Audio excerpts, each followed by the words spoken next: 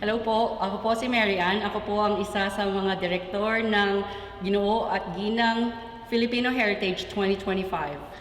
At ako naman po si Jeffrey Francisco. Isa rin po ako sa katuwang na ating direktor para po sa ating Ginoo at Ginang Filipino Heritage 2025. Ako po si Kuya Vanna Kwang, PhilCan representative for the Filipino Heritage for the Ginoo at Ginang Filipino Heritage 2025.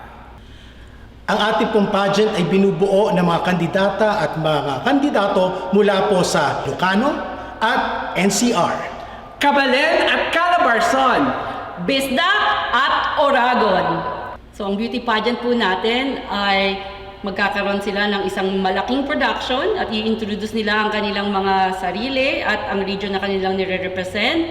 At pagkatapos po noon ay magkakaroon po tayo ng talent portion, and then question and answer, and then we will choose the top 3 and the grand winner.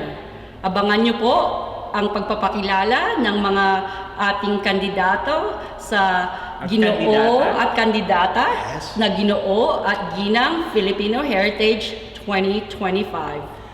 ang ating pong Ginoo at Ginang Filipino Heritage 2025 as celebration po ng ating mayamang kultura, at ito po ay isang magandang platform para po ipamalas ng ating mga kababayan ang kanilang natatagong talino, talento, kagandahan at kagwapuhan.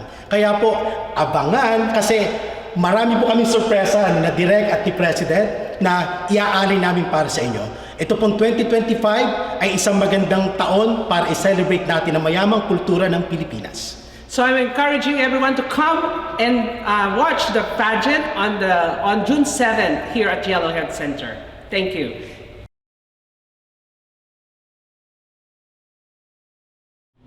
I am Saldi Pagidopon, 46 years old, proud to represent Bisdak region. I would like to invite everyone to come and witness us on June 7 at 4 p.m. at the Yellowhead Center. So if you are free, and you can come in and just pay $2 for entrance, and then you can watch and enjoy our show. Thank you. Hi everyone, my name is Geraldine Flores Abiabi. I'm 39 years old and I'm proud to represent Bisdak region. Yeah, as what Saldi said, we are inviting you all to witness the first Ginang and Ginoo at Ginang Filipino Heritage 2025 this coming June 7 at Yellowhead Center.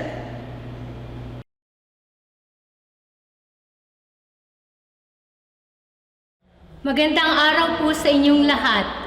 Jenny Lee Gusilatar, representing Calabarzon Region.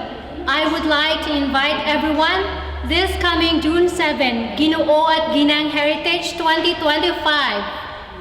Magandang araw po sa inyo lahat. Ako po si Rafael Flores Jr., nagmula sa Calabarzon Region, Cavite, Laguna, Batangas, Rizal at Quezon.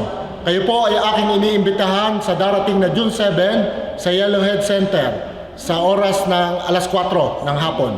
Maraming salamat po.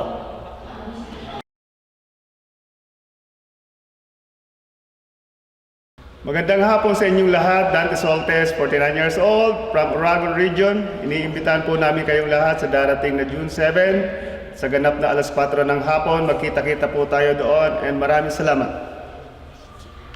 My name is Romalyn Soltes, representing Oragon from the Region 5. And magkita-kita-kits po tayo sa darating na June 7 at 4 o'clock in the afternoon. See you there.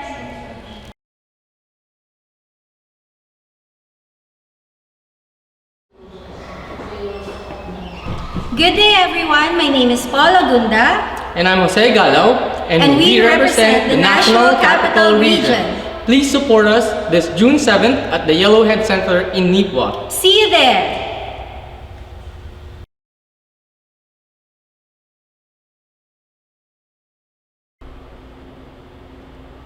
Naimbag na daw tayo amin. Siyak ni Princess Lady Recto. Siyak ni Gary Tambalo. Nagmula kami sa relihiyon kung saan kilala ang Bagnet Pinakdet, Ilocano. Yan, iniimbitan po namin kayo sa darating na June 7 para po i-witness ang aming kompetisyon. Sana suportahan niyo po kami. See you there!